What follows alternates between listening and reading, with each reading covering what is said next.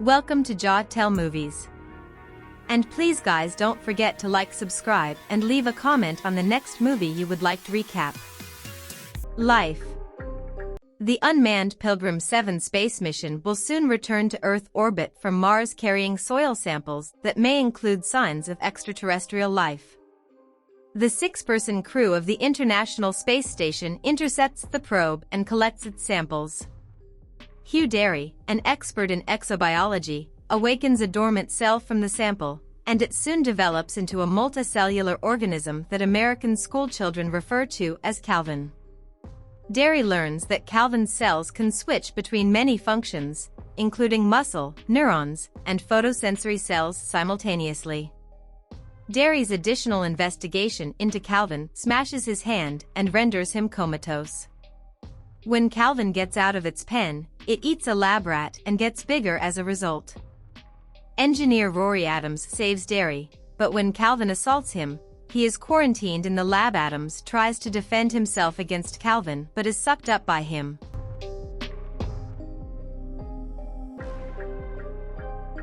Calvin escapes through a fire control vent.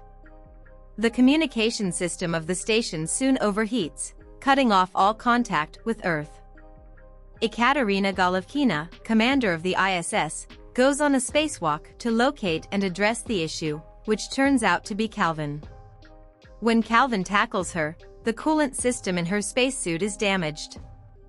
Golovkina makes her way blindly to the airlock as the coolant in her suit fills to the brim. She decides to stay outside and drowns in her spacesuit once the crew realizes that if they let Calvin inside, he will re-enter the station.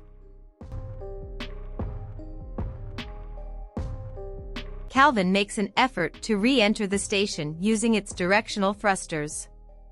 To launch it off, the crew fires the engines, but this depletes so much fuel that the ISS enters a declining orbit, where it will burn up in the atmosphere. Although it will enable Calvin to re-enter, pilot Sho Murakami proposes using the ISS's remaining fuel to return to a secure orbit. In order to make Calvin inactive, the crew closes off one part of the station and gets ready to open the other. The crew finds Calvin nibbling on Derry's leg after his abrupt death, and they are then attacked. Calvin tries to break in while Murakami locks himself inside a sleeping pod. David Jordan, a doctor, and Miranda North, a quarantine officer, use Derry's body as bait to entice Calvin away and trap it on the other side. They learn that a Soyuz spacecraft is its route to the International Space Station to respond to an earlier distress call.